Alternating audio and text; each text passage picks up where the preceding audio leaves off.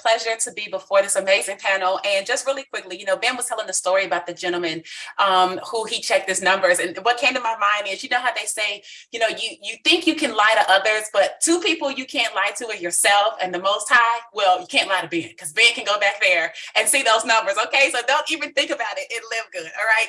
I love something that Tori said as well, which was, you know, we talked about this before in reference to the marketing message, right? And what I thought was so key was the idea of devaluing what is already super duper value, right? And you guys know I love this book, right? So I went right to a passage in here, because literally in chapter 5 of The Science of Getting Rich, the chapter is called Increasing Life. What Wallace D. Wattles talks about is that when we have to get rid of the thought of competition. Okay, we have to get rid of operating in a competitive space. He says you are to create, not compete for what's already created. And he has a couple of bullet points. One thing he says, you do not have to take anything away from anyone. Number 2, you do not have to drive sharp bargains. See, guys, you do not have to try to take something that is already valuable at the cost, at the price point that it's at, but now you want to drive even more of a sharp bargain to get the person in, which is why Tori is saying then they're not going to do it, right? Because there's no skin in the game. And I'm going to be honest, this is still, from the recruiting side, from the building side, it's a business opportunity, and businesses cost. The great thing about network marketing businesses is that they usually are less expensive than a traditional franchise, right? You don't need 1.5 million like you do a McDonald's, or you don't need 250,000 like you might need a Subway. You can get started here for $40, which there's no other company legitimately that can offer that type of buy-in, pay it one time, not have to give equity to the company, not have to go through the company's lenders to get a loan, not have to use all the company suppliers to order your stuff, and all. You literally are free at that point to market the way you need to market, as long as it's moral, legal, and ethical. And so I want you to keep in mind that you don't have to cheat, you don't have to take advantage, you don't have to do that in these Facebook groups. It is actually against the science of getting rich. It is an opposition to getting rich. So if your goal is to make money and get rich, then you need to follow the laws that are aligned with that. And I'm sure for some of you guys that are more on the biblical side, I'm sure there's some laws over there that tell you not to do that either, right? So go find those and use those if that makes you happier. Now, last thing is what I wanted to share and bring to the table was a little formula, right? And this formula I learned from a mentor of mine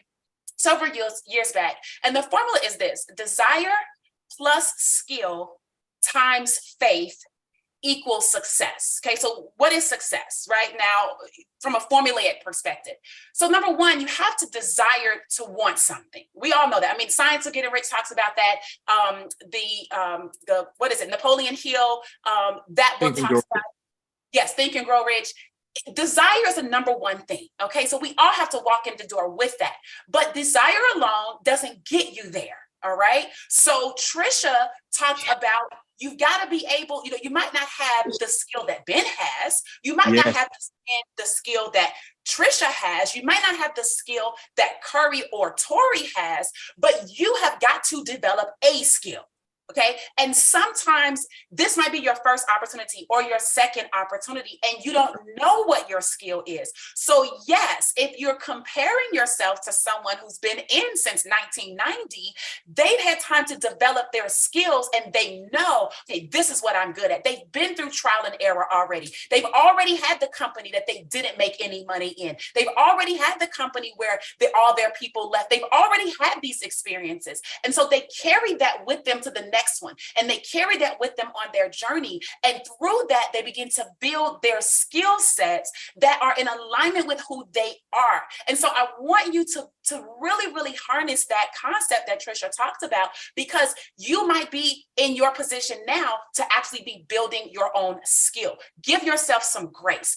Figure that out. You're not in a race against anyone here in Live Good. You're not in a race against Tim or against Ferdinand or against the young lady in Spain. You're not in a race. The only thing you should be doing every day is getting better and better from your yesterday's outputs. Okay, so that's the skill. Now, once you have desire plus the skill, then now you multiply that with faith. Okay, you don't multiply it with more skill. You add skill to your desire, but the way that you multiply your results, right, would then be through your faith. And I'm telling you right now, there are days, there are weeks, there are all types of times where I look at my Live Good business, and some days I am jumping out the bed like, this is the best day ever. And then other days I'm like, this sucks, right? And honest, because it's business and you have to look at it like that.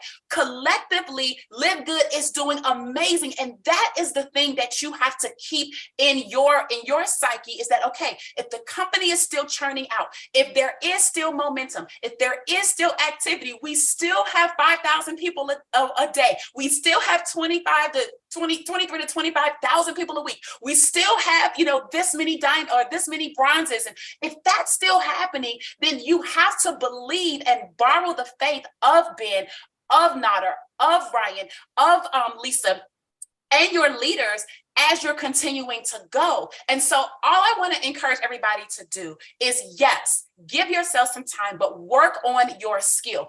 Don't lose your faith because you're not as proficient in somebody else's proficient skill.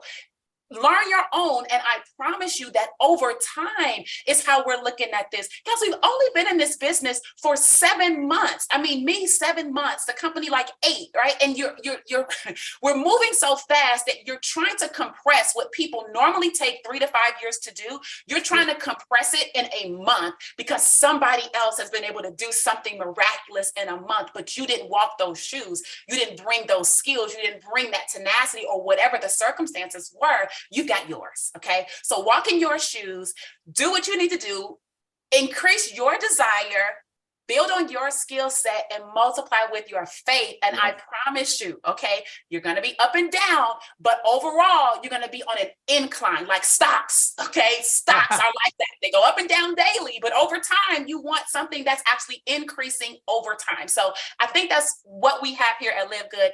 I just want everyone to stay on track. So with that, back over to you, Ben.